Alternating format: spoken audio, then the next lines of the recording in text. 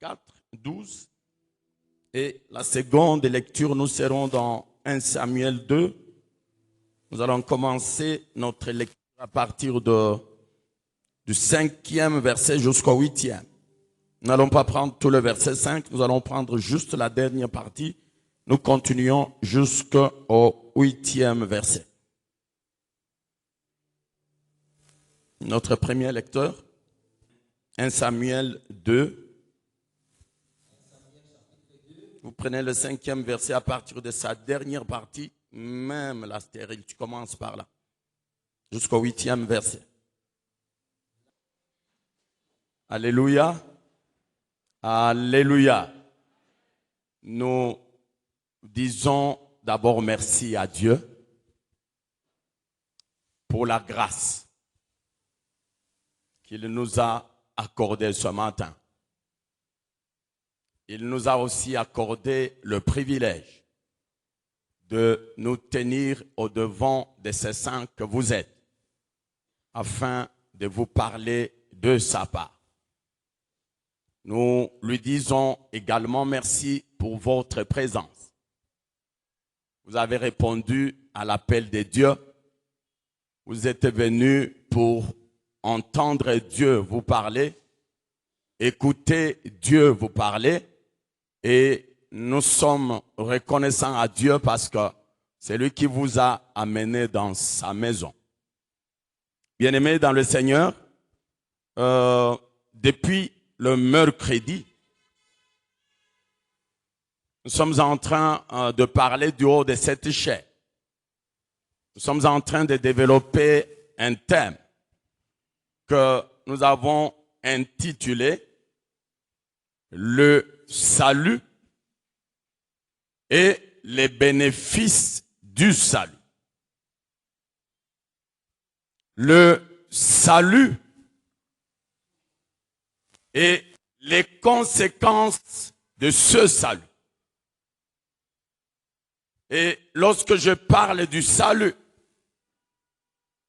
c'est le salut que nous avons reçu en Jésus-Christ. Parce que comme nous l'avons lu dans Actes, l'évangéliste Luc dit ceci, parce que c'est lui qui a écrit les Actes des Apôtres. Il dit, car il n'y a de salut en aucun autre. J'aime bien l'assurance avec laquelle il écrit ce verset. Il dit, il n'y a de salut en aucun autre. Il continue, il dit, car il n'y a sous le ciel aucun autre nom et aucun autre nom qui ait été donné à l'humanité. Aucun autre nom qui ait été donné aux hommes et par lesquels ces hommes puissent être sauvés. Il le dit sans crainte d'être contredit. Il le dit avec la ferme conviction qu'il soit. Il n'y a aucun autre. Le salut, tu ne peux pas le trouver dans tes parents. Non. Qui qu'il soit, quel que soit le rang social, que tu sois l'enfant du président Félix, que tu sois l'enfant de Poutine, que tu sois l'enfant de Joe Biden, ces gens qui sont considérés, ces gens qui sont élevés, la Bible te dit ce matin, tu ne peux pas trouver le salut en aucun d'eux. Alléluia. Le salut n'est pas dans ces hommes. Bien qu'ils soient élevés en dignité et en gloire. Le salut, c'est dans Jésus-Christ. Bien-aimés, Qu'est-ce que Dieu veut en nous parlant de ce salut? Dieu veut ceci, bien-aimé dans le Seigneur. Il veut que, au travers de cet enseignement, que chacun de nous puisse réaliser d'où lui vient son salut. Le salut pour lequel tu es peut-être en train de te vanter. Tu te frappes la poitrine, tu dis, je suis sauvé. Dieu veut que ce matin, que tu puisses réaliser à quel prix tu as ce salut. À quel prix?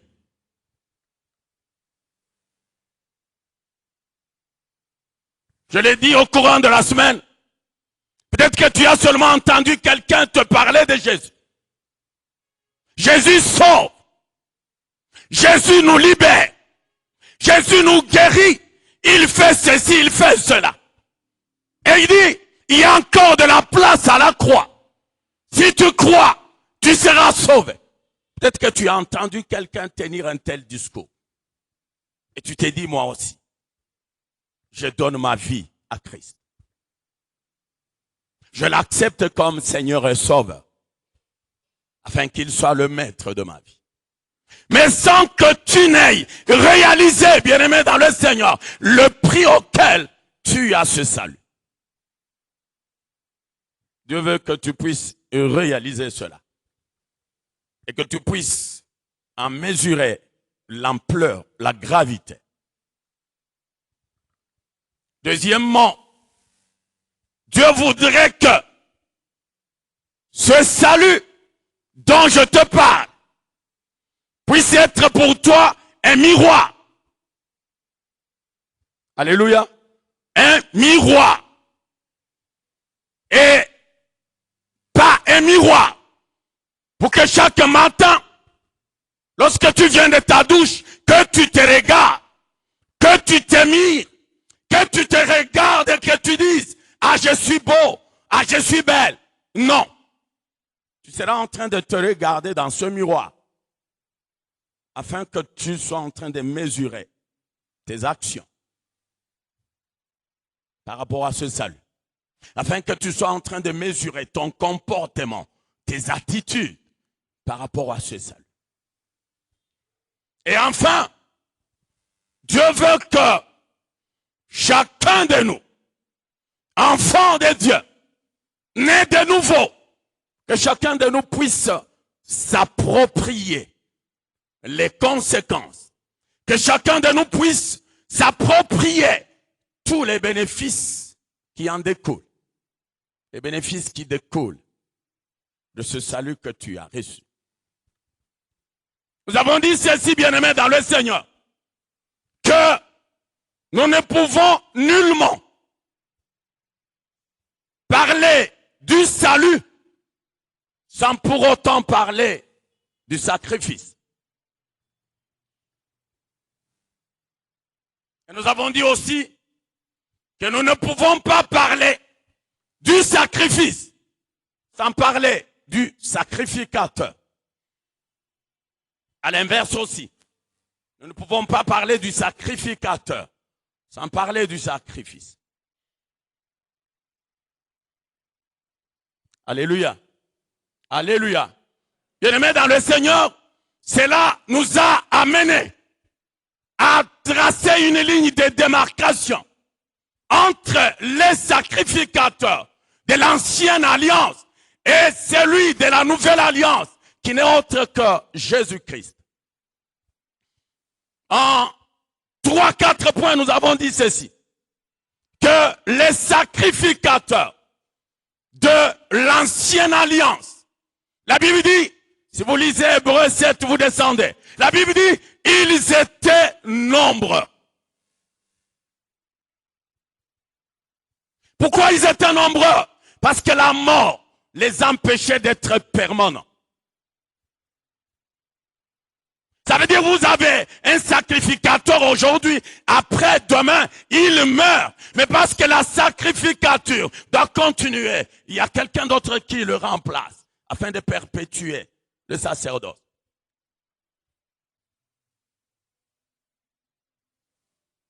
va avoir des conséquences. La Bible dit leur sacrificature était transmissible. Ils pouvaient les transmettre les uns aux autres dans le but de perpétuer l'œuvre.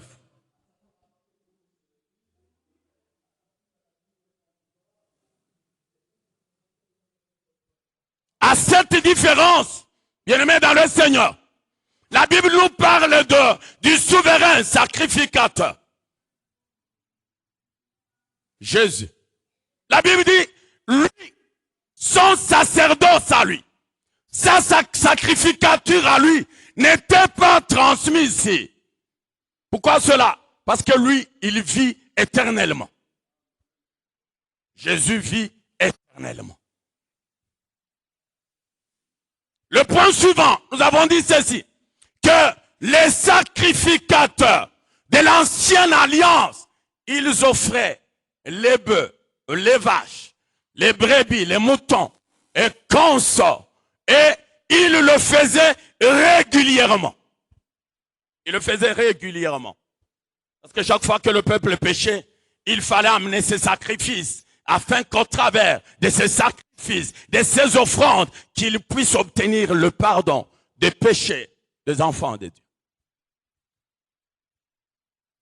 À leur différence, Jésus-Christ de Nazareth, lui n'a pas offert les bœufs, il n'a pas offert les vaches. Mais quel est le sacrifice qu'il a amené? Il a amené, la Bible dit, son propre sang. Il a amené sa propre vie. Oh, quel souverain sacrificateur. Et toujours à la différence de ces sacrificateurs, la Bible dit, lui, il est entré. Il a offert sa vie. Il l'a fait une et une fois pour toutes. Ça veut dire, Jésus est monté à la croix une fois pour toutes. Ça veut dire, Jésus a payé le prix pour ton rachat une fois pour toutes. Ça veut dire que Jésus a supporté l'insupportable une fois pour toutes. Alléluia. Alléluia. Le point suivant, nous avons dit, les sacrificateurs de l'ancienne alliance, tout ce qu'ils étaient en train d'offrir en sacrifice, c'était des sacrifices extérieurs par rapport à leur propre vie. Ça veut dire, on pouvait dissocier le sacrificateur de son sacrifice, de son offrande. Ils étaient distincts. C'est des sacrifices qui n'étaient pas inhérents à leur propre vie. Et à leur différence, on dit ceci, que Jésus-Christ de Nazareth, lui, le souverain sacrificateur, son sacrifice à lui était inhérent à sa propre personne. On ne pouvait pas dissocier Jésus du sacrifice. On ne pouvait pas. Voilà pourquoi il y en a qui disent que Jésus était lui-même le sacrifice et il était lui-même le sacrificateur. Ils n'ont pas tort de le dire. Ils ont pleinement raison. Le sacrifice de Jésus, c'était sa propre vie. Le sacrifice de Jésus, c'était son propre sang qu'il est allé offrir en sacrifice. Alléluia. Nous avons dit aussi ceci, que les sacrifices qui étaient offerts dans l'ancienne alliance, ils ne faisaient que couvrir les péchés. Et je dis, ce qui est couvert, demain ou après-demain, on peut le découvrir. On peut se dire, on a couvert quelque chose là-bas. est-ce qu'on peut aller voir de quoi il est question? On ouvre, on regarde, on trouve que c'était tes péchés qui avaient été couverts.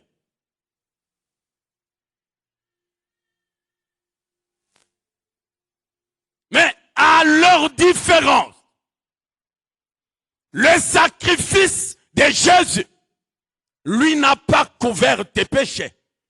Il les a seulement ôtés. Il les a effacés. Et je dis, vous qui y avez des enfants à l'école, je me suis seulement imaginé, je dis, comme un jour je suis allé à la proclamation des enfants au collège. Lorsqu'on nous a fait entrer, après la proclamation, il fallait prendre quelques résumés qui étaient encore au tableau afin de pouvoir encadrer les enfants. Mais je me suis rendu compte qu'il y a une partie du tableau qui était déjà effacée. Pour moi qui suis venu après que les tableaux soient effacés, je ne pouvais pas savoir qu'est-ce qui était écrit sur ces tableaux.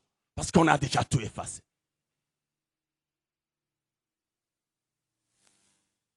Voilà ce que Jésus a fait. Son sang, sa vie qu'il a donnée, ce n'était pas pour que tes péchés soient couverts.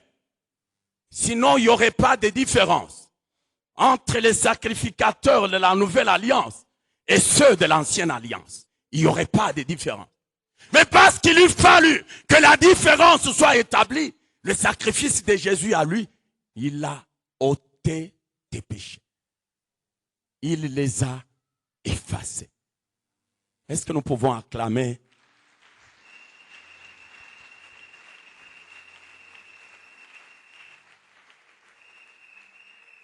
Non, nous pouvons encore acclamer pour ce que Jésus a fait. Ce que Jésus a fait pour nous. Oh, alléluia. Gloire à toi, Jésus. Gloire à toi, Seigneur.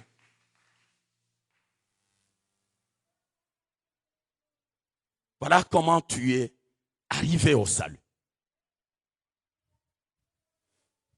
Ton salut te vient d'une mort, pas d'une mort d'un homme, mais d'une mort de tout un Dieu. C'est un Dieu qui est mort, afin que par sa mort, toi tu aies la vie, que moi j'ai la vie. Tout un Dieu.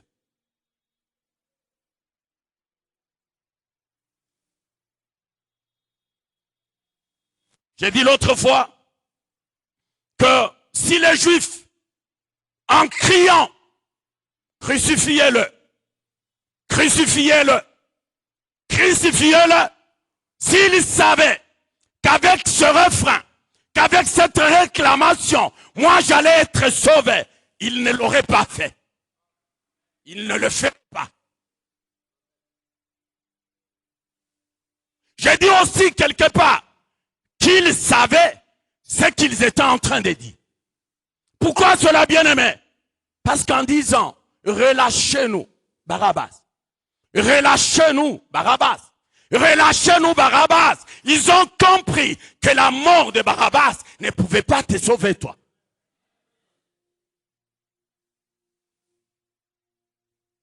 Ils ont compris que la mort d'un homme ne pouvait pas sauver un autre homme.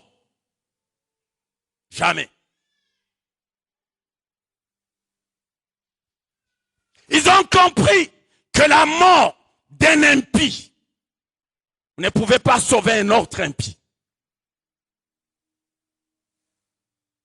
Ils ont compris que pécheur de son état, brigand de grand chemin, s'il mourait, sa mort ne pouvait pas sauver l'humanité. Il lui fallut qu'un Dieu meure. Il lui fallut qu'un saint meure.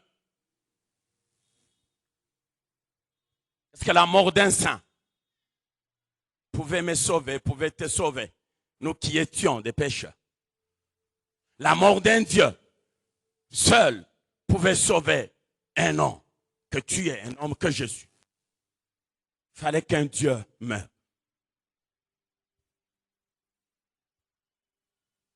Alléluia.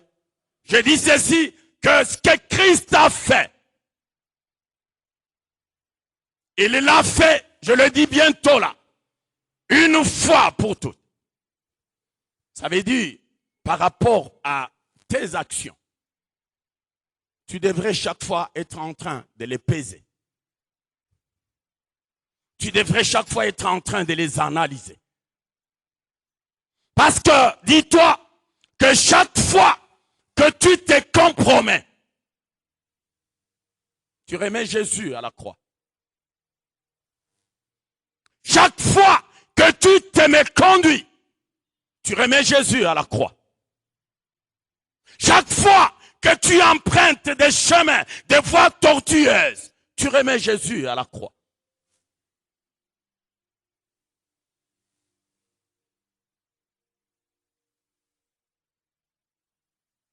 Alléluia. Alléluia. Alléluia. Ton salut, le salut dont tu te vantes, je suis sauvé. Je suis en train d'aller au ciel. Ce salut, il te vient de très loin. J'ai dit l'autre fois que nous, moi et toi, nous étions ces nations païennes. Nous étions de païens. Par voie de conséquence, nous n'avions nullement droit au salut. Nous n'avions nullement droit à ce chapitre. J'ai utilisé un terme, j'ai dit, nous avons seulement été repêchés.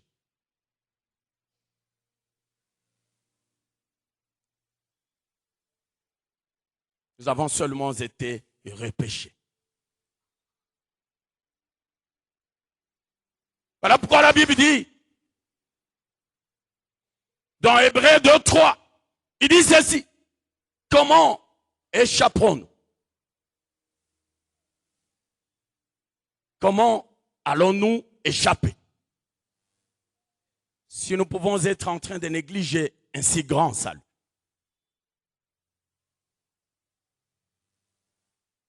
Comment vas-tu échapper? Peut-être que tu te dis, aujourd'hui, je fais ça.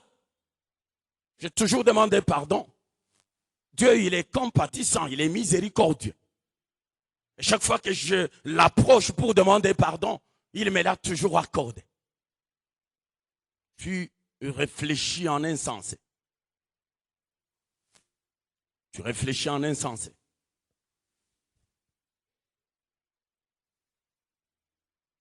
Parce que tu ne sais pas ce qui va t'arriver une minute après. Tu ne sais pas ce qui va t'arriver juste pendant que tu es encore dans tes compromissions. Tu ne sais pas ce qui va t'arriver.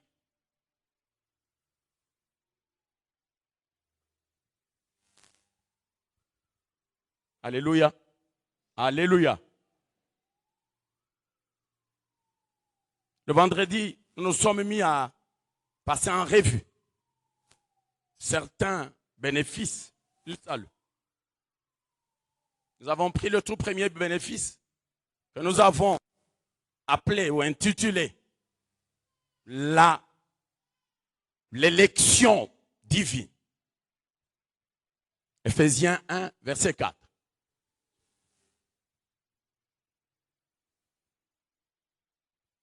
La parole de Dieu nous dit ceci. En lui, en Jésus, Dieu nous a élus avant la fondation du monde, afin que nous puissions être saints et irrépréhensibles au-devant de lui. En Jésus. J'ai dit, qui dit élection, voit le choix entre deux ou plusieurs personnes. Le choix entre deux ou plusieurs choses. Et là, on a la possibilité d'opérer son choix.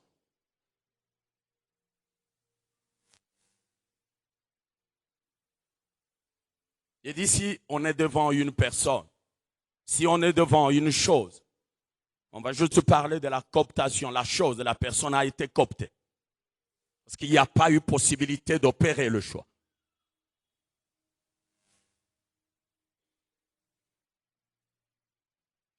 Romains 9, 13. Dieu dit, j'ai aimé Jacob, j'ai haï Ésaü. J'ai dit ceci, est-ce que Dieu peut-il avoir de la haine en lui? Il y a quelqu'un qui a la réponse. Parce que lui-même le dit, j'ai aimé Jacob, j'ai haï. Alléluia. Alléluia. Ça, c'est sa souveraineté. J'ai demandé, est-ce que Dieu avait-il un critère qui lui a permis d'opérer ce choix? Parce que si vous lisez Romains, vous descendez au verset 11, la Bible dit que les deux enfants n'étaient même pas encore nés. Et là, on pouvait dire, bon, ils sont nés, ils ont grandi, ils ont atteint une certaine maturité et ils savent déjà se comporter en bien tout comme en mal. Et là, on pourrait dire, Dieu se serait basé sur la sanctification ou la piété de Jacob. Et c'est cela qui l'a conduit à opérer son choix. Mais ce n'était pas le cas. La Bible dit, le dessein de cette élection subsista sans dépendre des œuvres.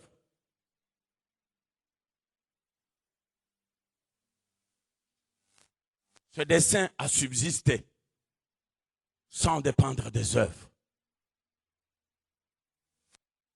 Il n'y avait aucune œuvre dont Jacob pouvait se prévaloir. Il n'y en avait pas.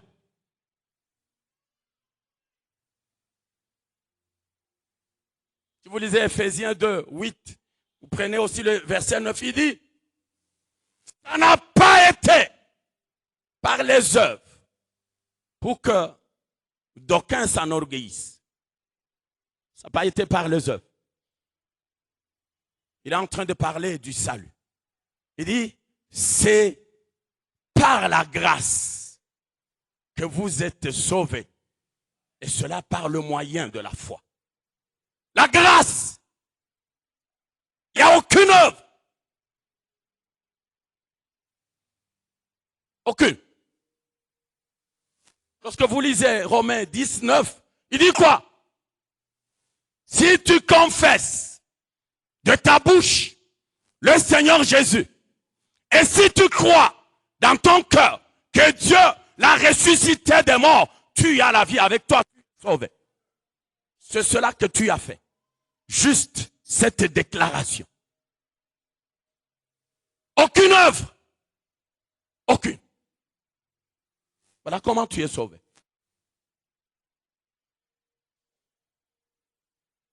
Aucune œuvre.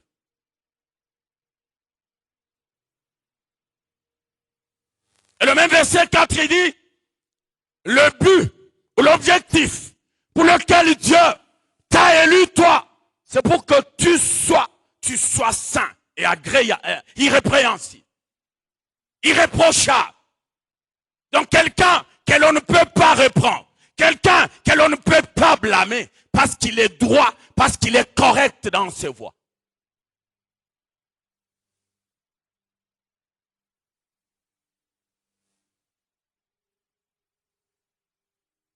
J'ai dit, Dieu n'avait pas besoin des honorables. Les honorables députés, provinciaux, nationaux. Non, il n'avait pas besoin de ça. Ce que j'ai dit, ils s'appellent honorables. Pourtant, ils ne sont même pas honorables. Entre dans les détails de leur vie pour voir qu'ils ne sont nullement honorables. Ils ne le sont pas. Ils ne sont pas honorables.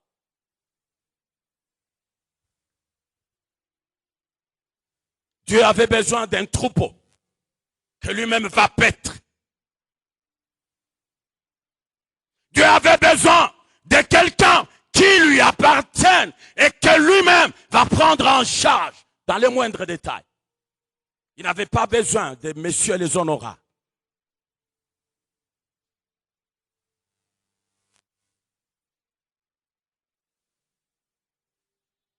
Tu vas les trouver derrière les femmes qui sont dans l'impudicité, l'adultère. Tu vas les trouver devant les boissons alcooliques, alcoolisées. Tu vas les retrouver dans toutes ces choses qui les éloignent de cette honorabilité. Ils ne sont pas respectueux. Ils sont égoïstes. J'ai dit, il y avait beaucoup de bruit lorsqu'il fallait augmenter leurs honoraires. Je n'ai pas vu un seul qui a dit, ah, moi seul 21 000. Alors que l'enseignant, il a 400 000. Je n'ai pas vu un seul qui a dit, non, non, donnez-moi 5 000 et le reste partagé sur un certain nombre d'enseignants. Je ne l'ai pas vu.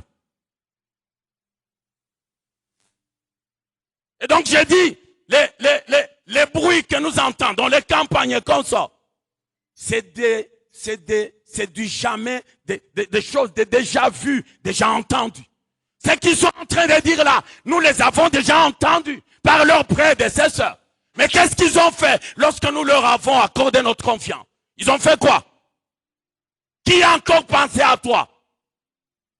Personne. Égoïste.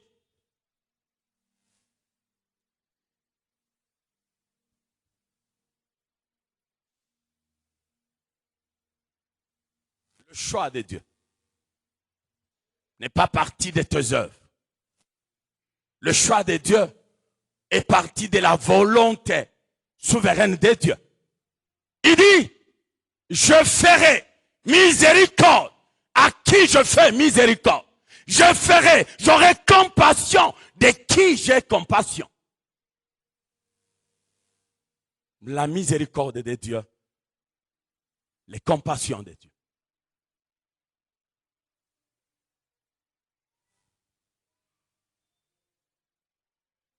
Tiens force que tu as. Tiens mordicus, le salut que tu as.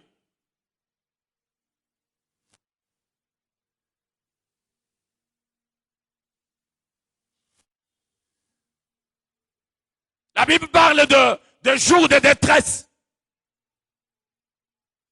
Il dit, ça sera des jours tellement atroces.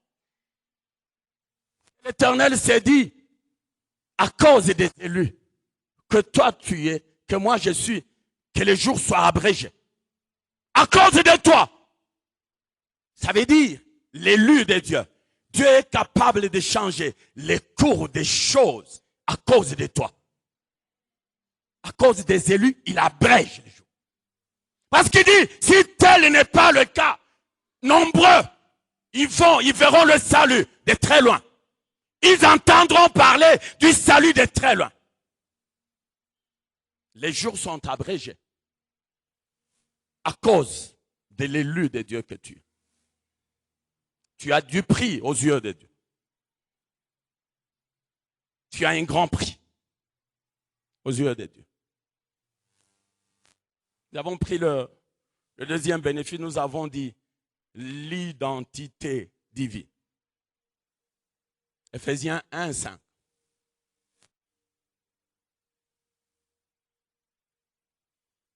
Il a fait de toi son enfant d'adoption. Son enfant d'adoption.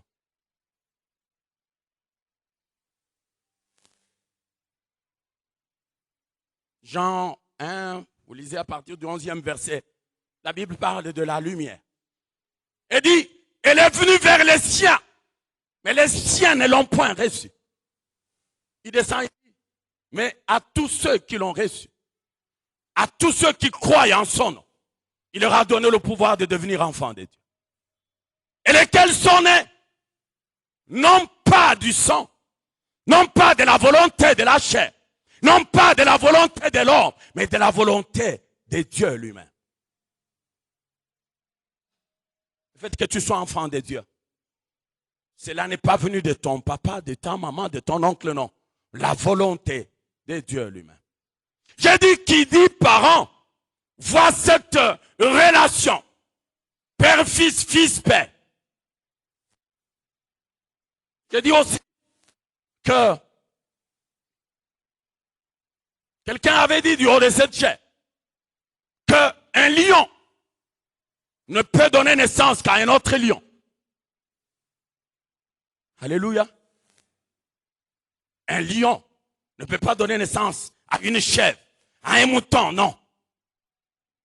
Un lion engendre un autre lion. Un homme engendre un autre homme. Un Dieu aussi engendre un autre Dieu. Est-ce que quelqu'un me comprend? Tu es engendré par Dieu. Par conséquent, l'ADN que tu as en toi, c'est l'ADN de Dieu. Le sang qui coule en toi, c'est le sang de ces dieux, de ces géniteurs, de celui qui t'a donné naissance, celui qui t'a engendré.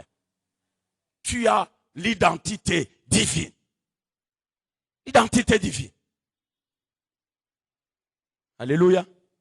Tu as l'identité divine. Tu es reconnu sous une identité divine.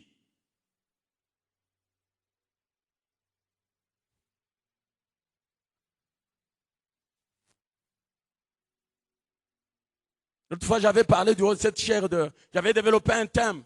J'avais intitulé ton espèce, ton fruit. Ton fruit, ton espèce. Genèse 1, vous lisez. Dieu, quand il crée chaque chose avec son espèce. Mais quand il arrive à la création de l'homme, verset 26, il dit, créons l'homme à notre image. Faisons-le à notre ressemblance. Qu'il soit comme nous. Qu'il porte notre espèce, qu'il porte notre nature. Tu es de la nature divine. Tu es de la nature divine.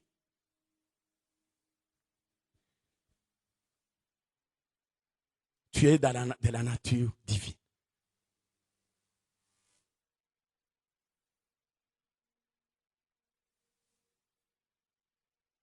Il dit, est-ce qu'un figuier peut-il produire de mangue? Non. Un figuier produit les figues. Un manguier produit les mangues. Un citronnier produit les citrons. Quoi de plus normal? Quoi de plus normal? Pourquoi cela, bien-aimé dans le Seigneur? Je dis ceci, en faisant les choses de cette façon, Dieu a voulu écarter toutes sortes de confusions. Toutes sortes de confusions. L'homme se comporte comme un animal. Ça, c'est de la confusion. C'est de la confusion. Parce que chacun n'est pas en train de se comporter d'après son espèce, d'après sa nature. Lorsqu'un homme commence à aller s'accoupler avec les bêtes, les animaux, confusion.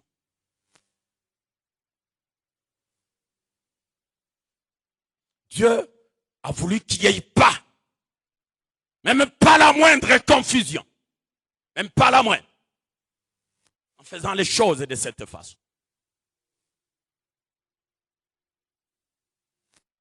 Un Dieu,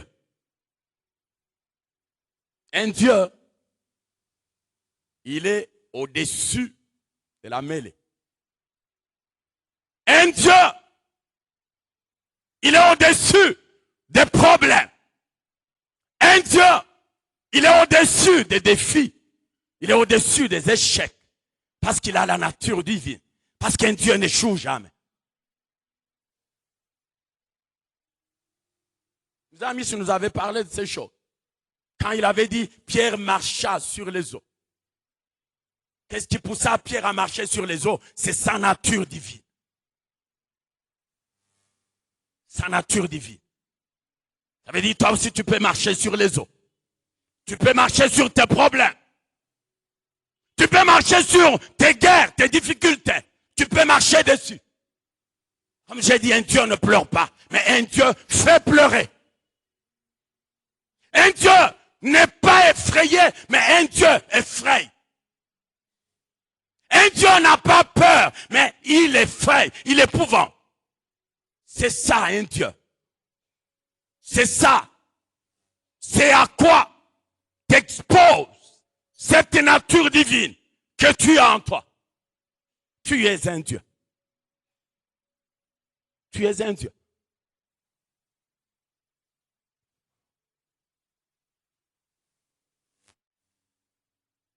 La Bible dit,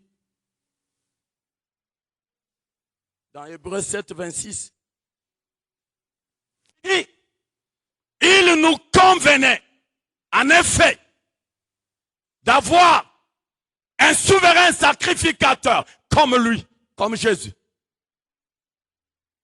Il le décrit un tout petit peu, il dit, un sacrificateur saint, un sacrificateur innocent, un sacrificateur sans tache, un sacrificateur séparé des pécheurs, un sacrificateur élevé au-dessus des cieux. Tu peux acclamer pour ce souverain sacrificateur.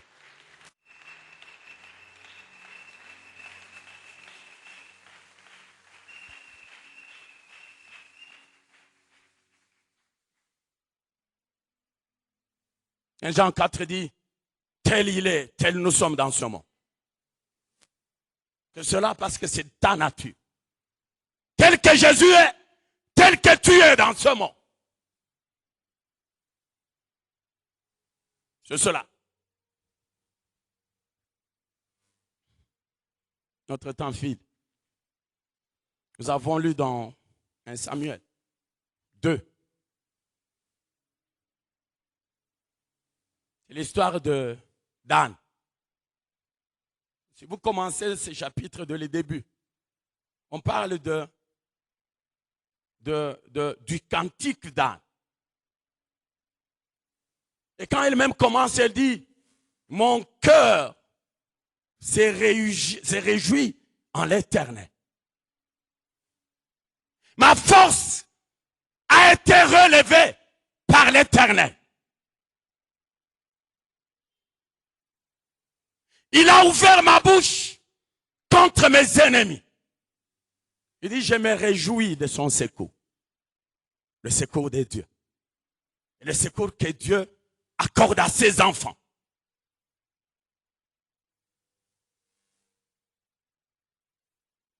L'histoire d'Anne, nous connaissons. Elle était co-épouse avec Pénina et avec pour mari Elkana.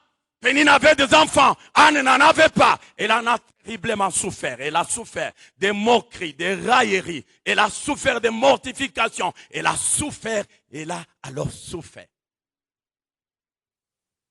À un certain moment, elle a même refusé de manger.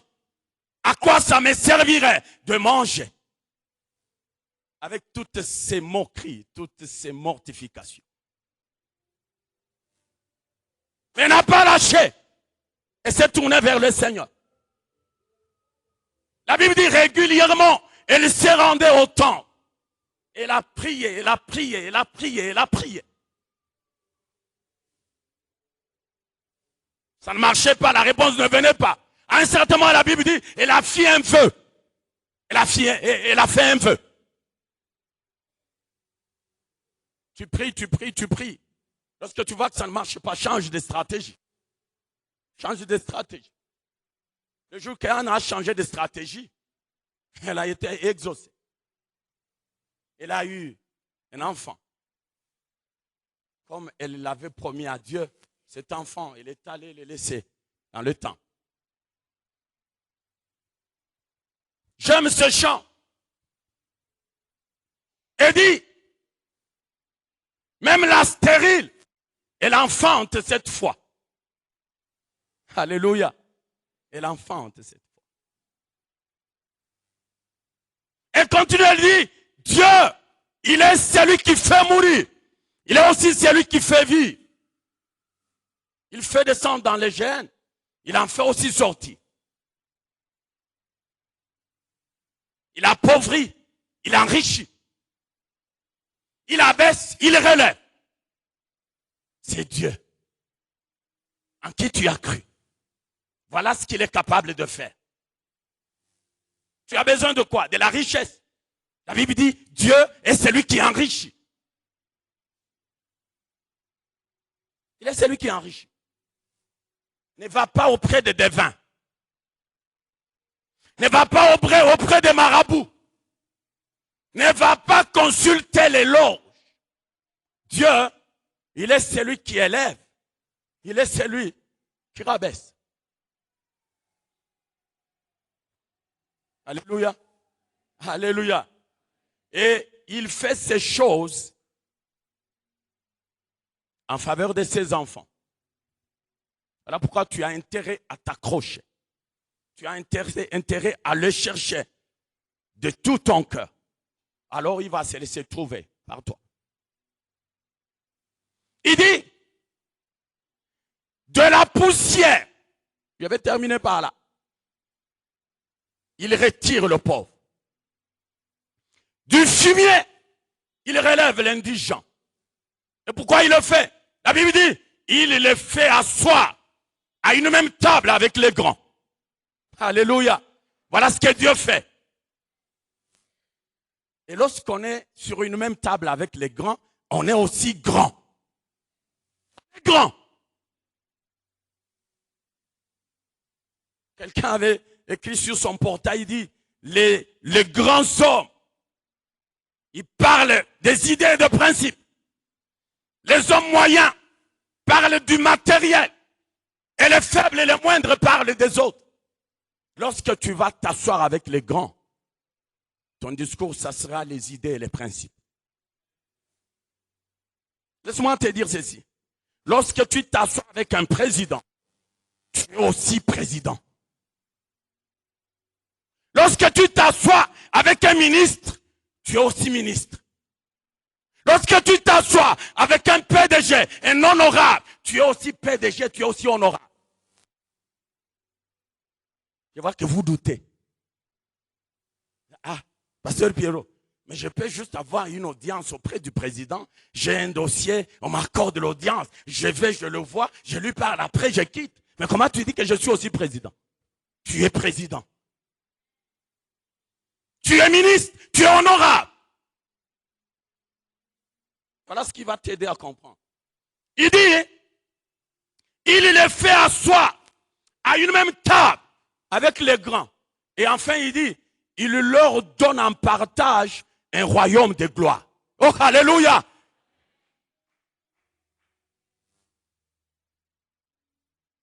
Le trône dont la Bible parle. Le trône, c'est quoi?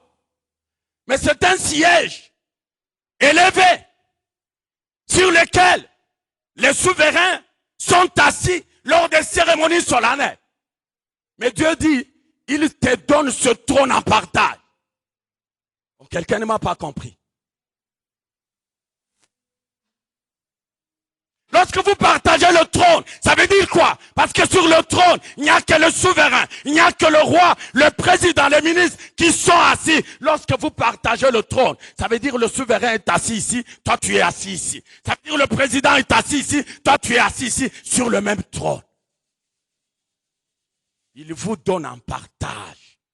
Vous partagez le même trône. Qui peut s'asseoir sur le trône? C'est seulement le souverain. C'est seulement les rois, les empereurs. Mais Dieu dit, il vous donne ce trône en partage. Toi, tu vas partager le trône avec le roi. Toi, tu vas partager le trône avec les souverains. Tu vas partager le trône avec les empereurs. Tu vas partager le trône avec le président. Tu vas partager le trône avec les ministres. Tu vas partager le trône avec les honorables. C'est cela tes homologues.